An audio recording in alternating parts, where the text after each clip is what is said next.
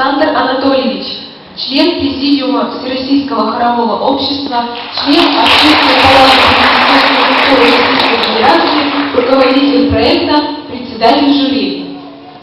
Филянина Лариса Александровна, кандидат педагогических наук, заведующая кафедрой культуры и искусства Ульяновского государственного университета, заслуженный работник культуры Российской Федерации, сопредседатель жюри.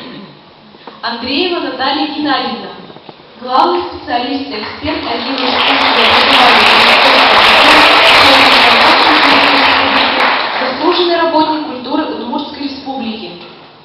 Полякова Надежда Семеновна, преподаватель хоровых, заслуженный работник культуры Удмуртской Республики. Сальникова Марина Борисовна,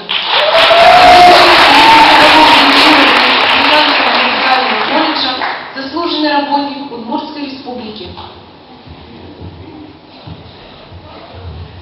Итак, продолжаем прослушивание регионального этапа Всероссийского хорового фестиваля в категории «Детские любительские хоры, смешанные хоры мальчиков и юношей».